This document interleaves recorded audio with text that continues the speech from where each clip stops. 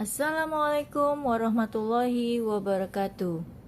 Salam dan bahagia Bapak Ibu Guru. Berjumpa kembali dengan saya, Mulyani, calon guru penggerak Angkatan 11 dari SMK Negeri 3 Tarakan, Kota Tarakan. Video ini adalah koneksi antar materi modul 2.1 pembelajaran berdiferensiasi. Apa itu pembelajaran berdiferensiasi? Pembelajaran berdiferensiasi adalah usaha guru dalam menyesuaikan proses pembelajaran di kelas untuk memenuhi kebutuhan belajar individu murid. Artinya, pembelajaran berdiferensiasi adalah pembelajaran untuk mendukung semua murid di kelas kita.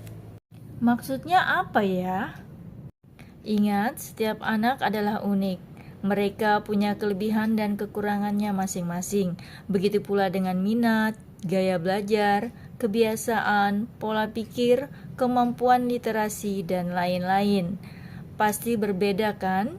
Nah, disinilah diperlukan usaha guru untuk dapat memenuhi kebutuhan belajar murid yang berbeda-beda agar mereka merasa nyaman saat belajar di kelas dan tentunya tujuan pembelajaran dapat tercapai.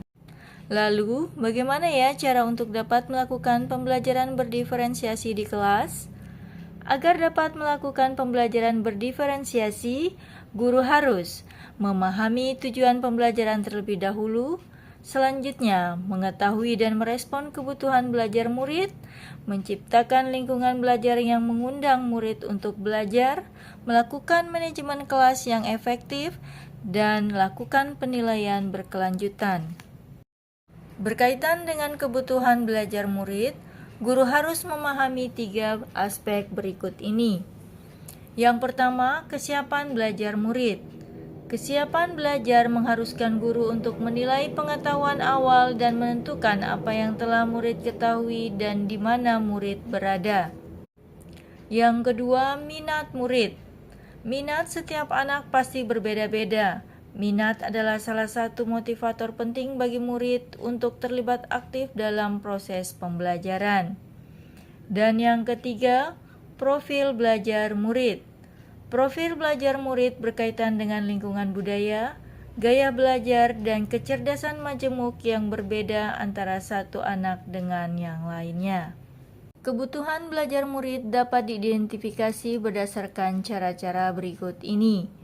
Mengamati perilaku murid-murid, mengidentifikasi pengetahuan awal, mereview dan melakukan refleksi terhadap praktik pengajaran, berbicara dengan guru murid sebelumnya, membaca rapot murid di kelas sebelumnya, atau bisa juga menggunakan berbagai penilaian formatif dan diagnostik. Strategi untuk mendiferensiasi pembelajaran bisa dilakukan dengan 3 cara, yaitu diferensiasi konten, proses, dan produk. Guru dapat memilih salah satu atau kombinasi dari ketiganya. Diferensiasi konten berkaitan dengan apa yang kita ajarkan, seperti materi, konsep, atau keterampilan yang perlu dipelajari berdasarkan kurikulum. Mendiferensiasi konten bisa dilakukan dengan membedakan pengorganisasian atau format penyampaiannya, bukan mengubah atau menurunkan standar kurikulumnya. Diferensiasi proses berupa kegiatan yang memungkinkan murid berlatih dan memahami atau memaknai konten dengan cara membedakan proses yang harus dijalani oleh murid. Dan diferensiasi produk berupa bukti yang menunjukkan apa yang murid telah pahami dengan cara membedakan atau memodifikasi produk sebagai hasil belajar murid, hasil latihan, penerapan, dan pengembangan apa yang telah dipelajari. Lalu, adakah keterkaitan antara modul pembelajaran berdiferensiasi dengan modul-modul yang lain? Tentu saja ada. Untuk dapat melakukan pembelajaran berdiferensiasi, maka guru harus berusaha memenuhi kebutuhan belajar anak sesuai dengan kodrat alam dan juga kodrat zaman berdasarkan filosofi Ki Hajar Dewantara. Dalam melakukan pembelajaran berdiferensiasi, seorang guru penggerak harus berpihak pada murid, reflektif, mandiri, kolaboratif, dan juga inovatif. untuk dapat menciptakan pembelajaran berdiferensiasi agar dapat memenuhi kebutuhan murid. Dengan demikian, seorang guru penggerak dapat mewujudkan kepemimpinan murid dengan menuntun murid merdeka belajar. Hal ini sesuai dengan nilai dan peran guru penggerak. Selanjutnya, pembelajaran berdiferensiasi pun dapat menjadi salah satu strategi untuk mewujudkan visi guru penggerak yang berpihak pada murid. Dan dalam pelaksanaan pembelajaran berdiferensiasi, antar guru dan murid harus ada kesepakatan kelas terlebih dahulu, agar proses pembelajaran dapat berjalan dengan baik sesuai dengan nilai-nilai budaya positif.